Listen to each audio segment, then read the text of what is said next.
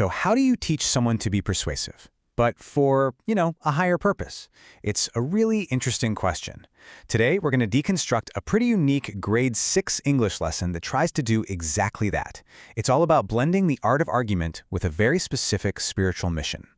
And that really gets to the heart of what we're looking at here. How do you teach writing when it's tied to a spiritual mission? Well, this particular lesson plan offers a fascinating, and I mean very specific, answer.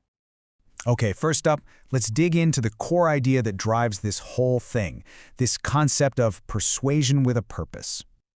Right from the get-go, the lesson lays down what it calls a truth to remember, and it is this: persuasion is powerful when it's used to share the love and truth of Jesus. Now, this isn't just some friendly suggestion. It is literally the foundation that every single part of the assignment is built on. So, when this lesson talks about persuasive writing, what does it actually mean? Well, it's not about winning a debate or just being right. No, it's very explicitly defined as a tool for spiritual outreach and encouragement. The goal isn't just to prove a point, it's to lift someone up, through faith. All right, so that's the philosophy. But how does it actually translate into practice? Let's break down what the students are actually asked to do. So the students have to write a short argument, just 6 to 8 sentences long, and they get to choose from 4 different prompts. They can try to persuade a friend to read the Bible every day, or maybe start a prayer journal. The other 2 are a bit broader: be kind to someone who's being left out, or use your words to encourage people instead of tearing them down. It's a really interesting mix, right? You've got these very specific spiritual habits alongside more universal moral actions. And here's the real kicker, the key requirement. Every single argument has to include 2 things. 1, at least 1 fact or example. That's kind of the logical proof. And 2, 1 spiritual reason. That's the faith-based proof. It's this very deliberate mashup of logic and belief.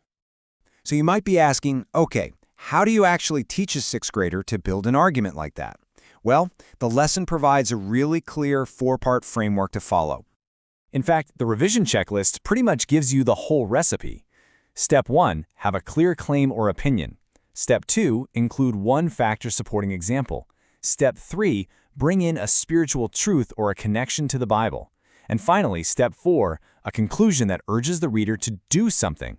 It's a super structured formula for this very specific style of writing. But this lesson isn't just about the how-to, the nuts and bolts of writing. It's also trying to cultivate something deeper, what it calls the messenger's mindset. And one of the main ways it does this is by asking these really reflective questions. For instance, students are asked, what does Philippians 1:18 teach us about the power of our voice? See what it's doing? It's connecting the practical skill of writing to this much deeper personal sense of mission. It goes even deeper with these fill-in-the-blank prompts. Students have to complete sentences like, my purpose as a writer is to, or I can use words to help people by. This is all about self-reflection. The idea is to get them to see themselves not just as students doing an assignment, but as messengers with a really important job to do. And to really ground this whole idea in a historical context, the lesson throws in a fun fact.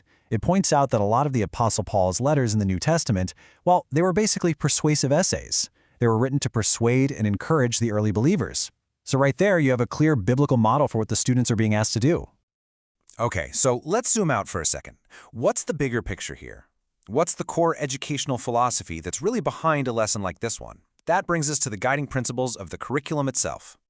The curriculum's core belief is actually laid out super clearly in this side-by-side comparison.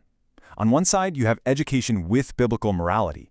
That's presented as the path to avoiding harmful choices and achieving peace of mind. On the other side, you have education without morality, and that's presented as a potential source of, and I'm quoting here, smart people making bad, hurtful choices. It's a really stark philosophical statement about what the purpose of education should be. And this whole philosophy is backed up by specific scripture. The curriculum points to Romans chapter 8, saying it promises peace of mind to everyone who keeps his/her mind spiritual. So this is presented as both a biblical promise and, a real-world observable outcome.